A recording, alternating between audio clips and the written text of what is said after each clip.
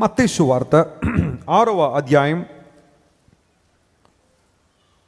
8వ వచనాన్ని చదువుదాం. మత్తయి సువార్త 6వ అధ్యాయం 8వ వచనం చదవండి, మైక్ వినాలి. మీరు వారి వలె ఉండకుడి, మీరు మీ తండ్రిని అడుగక మునుపే మీకు అక్కరగా ఉన్నవేవో ఆయనకు తెలియను. మీరు వారి వలె ఏం చేద్దన్నాడు? ఉండకుడి. ఎవరు వారు? ఎక్కడున్నారు వారు అంటే, ఆ పై వచనాలు చదివితే కొంతమంది సమూహాన్ని గురించి యేసుప్రభువు వారు మాట్లాడారు. మత్తయి సువార్త 5వ అధ్యాయం, 6వ అధ్యాయం, 7వ అధ్యాయం, ఈ 3 అధ్యాయాలను కలిపి ఏమని పిలుస్తారు బైబిల్లో? కొండ మీది ప్రసంగం అని పిలుస్తారు. వింటున్నారు అందరూ? వినబడుతుందా? ఎవరు మాట్లాడడం లేదు.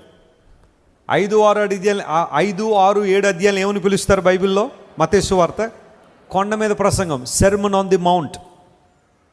6వ అధ్యాయం దగ్గరికి వచ్చేసరికి యేసుప్రభువు చాలా ప్రాముఖ్యమైన విషయాలు మాట్లాడారు.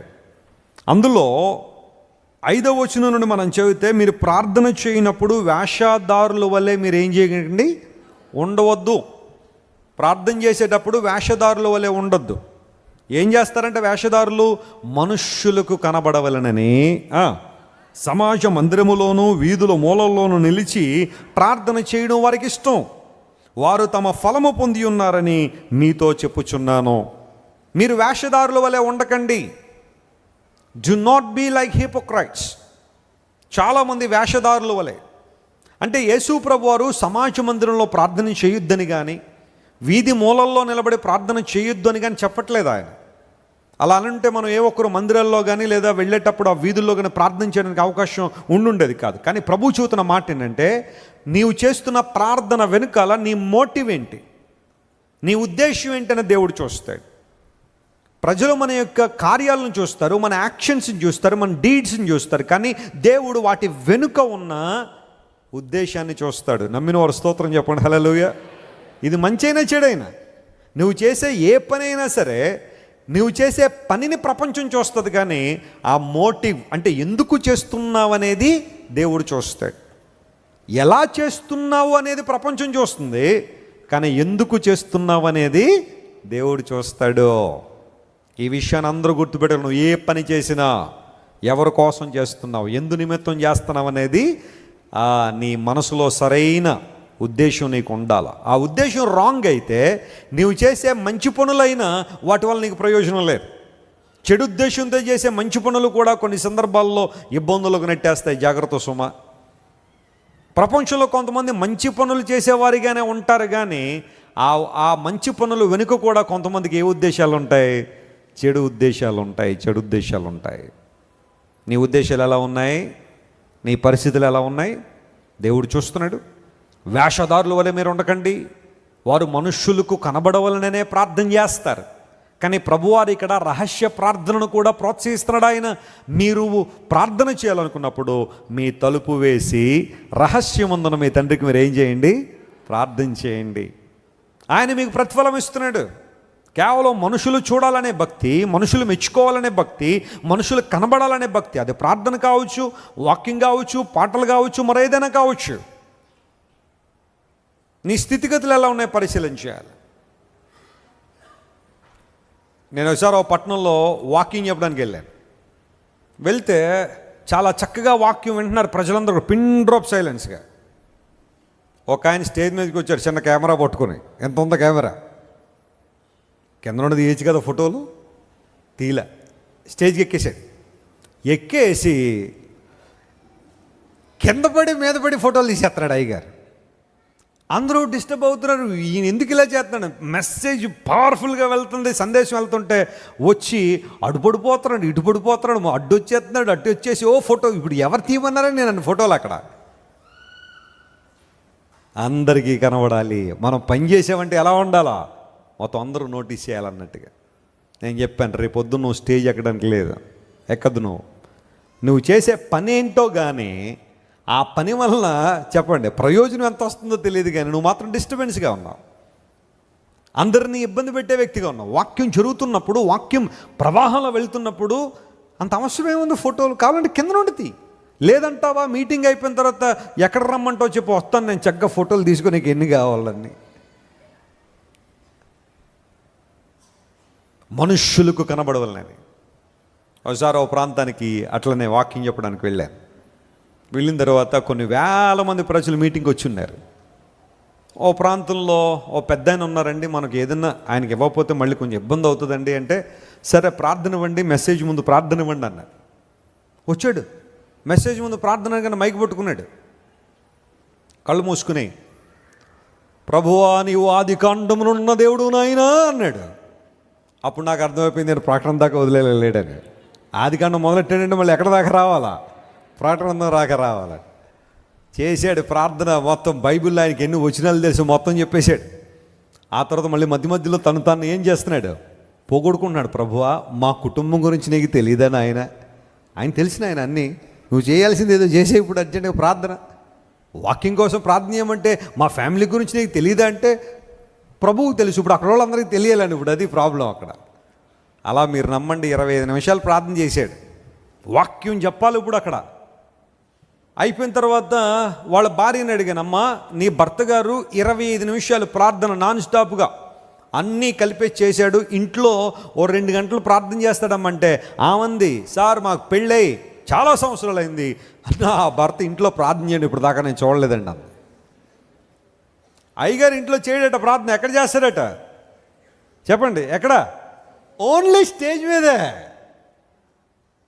ప్రార్థనకు నేను వ్యతిరేకం కాదు, చేయాలి, ప్రార్థన చేయాలి. 25 నిమిషాలు 2 గంటలని ప్రార్థన చేయాలి, కానీ ఎక్కడ ఎంతసేపు ప్రార్థన చేయాలో అంతసేపే చెయ్యాలి. ఆ విజ్డమ్ నీకు ఉండాలి, ఆ విజ్డమ్ నీకు ఉండాలి. అంతేగాని మైక్ దొరికింది కదా అని చెప్పి 25 నిమిషాలు ప్రార్థన చేసేస్తానంటే మరి తర్వాత వాక్యానికి ఎంతసేపు కావాలి? ముగించే సమయానికి పోలీసు వాళ్ళు వచ్చేసి ఉంటారే, సౌండ్ తగ్గించండి, అన్ని చోట్ల పెద్దగా ప్రతిఘటన ఉంది కదా, క్రైస్తవ సభలకు మాత్రం ముందు వచ్చేసి నిలబడతారు వాళ్ళు, సౌండ్ తగ్గించండి అని.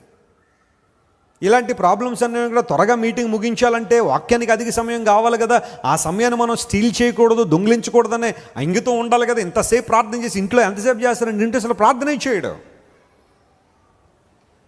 దేవునితో నువ్వు వ్యక్తిగతంగా గడపకపోతే బహిరంగంగా నువ్వు ఏ ఒక్కరిని ప్రభావితం చేయలేవు. స్తోత్రం చెప్పండి, హల్లెలూయా. నీ సమయం నువ్వు దేవునితో గడపాలా, ఆయనతో నీ సహవాసం బలంగా ఉన్నప్పుడే అనేక మందిని ప్రభు కోసం నువ్వు ప్రభావితం చేయగలవు. అలా కాకపోతే కేవలం షో ఆఫ్ మాత్రమే అక్కడ ఉంటుంది, కేవలం షో ఆఫ్ మాత్రమే. నాకు ఒక ఆయన తెలిసి, పేరు చెప్పను కానీ, ఆయన స్టేజ్ ఎక్కగానే వాకింగ్ చెప్పాయంటే వాకింగ్ చెప్పడు 50 నిమిషాలు. నేను వేసుకున్న కోట్ ఎంతో తెలుసా అంటాడు ఆయన. వాక్యం చెప్పండి, నేను కట్టుకున్న టై ఎంతో తెలుసా, నా చేతుకున్న వాచ్ ఎంతో తెలుసా. మరి ఇవన్నీ చెప్పడానికి నిన్ను పిలిచేవాడు వాక్యం చెప్పండి అంటే చెప్పడట, అయ్యే చెప్తాడట. సేవకులు కొంతమంది ఇలాగే ఉన్నారు ఈ రోజుల్లో.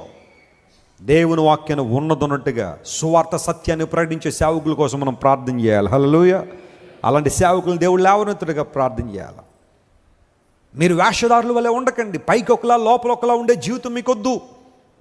ఆధ్యాత్మిక జీవితంలో పటిష్టంగా దేవుడు మెచ్చే భక్తి, ఆయన మెచ్చే భక్తి నీలో ఉండాలని దేవుడు కోరుతున్నాడు. కొన్నిసార్లు ఎవరెవరినో చూసి కొంతమంది వేషధారితనంలో బ్రతుకుతూ ఉంటారు, వేషం వేసుకోవడం. వసరడ ప్రాంతంలో ఒక ఆయనకి చక్కని పావురాలు ఉన్నాయట, వాటిని రోజు గింజలేసి పెంచుతున్నాడు. ఆ పావురాలు చక్కగా ఆరోగ్యవంతంగా ఎదుగుతుంటే దూరంగా ఒక చెట్టు మీద నుండి కాకి చూసిందట. మనకెవరు ఇలా ట్రీట్మెంట్ ఇవ్వరే, మనకెవరు ఇలాంటి భోజనం పెట్టరే, మనకెవరు ఇలా నూకలేసేవాళ్ళు లేరే, కాకులన్నీ పోగు చేసి ఒకసారి కాకులన్నీ పెంచుకుంటున్నాను వాళ్ళు ఎవరైనా ఉన్నారా భూమి మీద? ఎవరు లేరే. అయితే నేను కూడా అలాంటి ప్రివిలేజెస్ అన్ని ఎంజాయ్ చేయాలంటే ఏం చేయాలని ఆలోచన చేసి, ఎవరో మీలాంటి వాళ్ళు మొత్తం వంటంతా చేసిన తర్వాత కట్టెల పొయ్యి మీద ఆ బూడిద వస్తే ఒక చోట వేస్తే ఈ కాకి వెళ్ళి మొత్తం బూడిదలో దొరిలేసిందంట. దొరిలేగానే ఆ బూడిదంతా అంటుకుందేమో, ఈ నల్ల కాకి కాస్త ఎలా తయారైంది? ఒక గ్రే పిజిన్లా తయారైంది, పావురం లాంటి రూపంలా తయారైపోయి మెల్లగా వచ్చేసి పావురాల్లో కలిసిపోయిందట. కలిసిపోగానే అప్పుడు అనుకుంటుంది, అమ్మయ్య నేను కూడా పావురాల్లో కలిసిపోయాను, ఇక్కడ నా లైఫ్ చాలా అద్భుతంగా ఉంటుందని చెప్పి ఆ పావురాలతో కలిసి ఉంటుంది.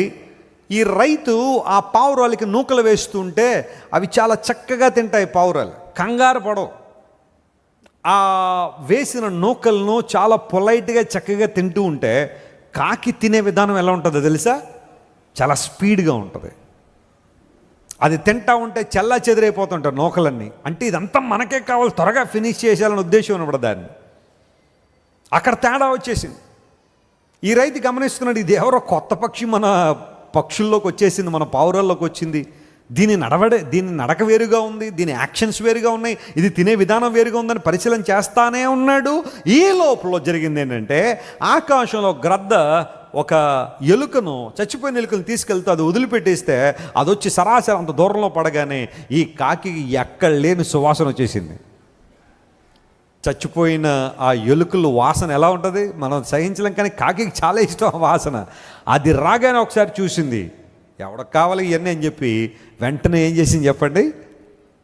ఆ స్థితిలో దాని ఒరిజినాలిటీ బయటకు వచ్చింది. అప్పటిదాకా పావురాల్లో కలిసిపోయే ఉన్నట్టుంది, కానీ ఎప్పుడైతే ఆ ఎలుక పడిందో పైనుండి దాని దగ్గరికి పరిగెట్టేసింది ఆ చచ్చిపోయిన ఎలుక కోసం.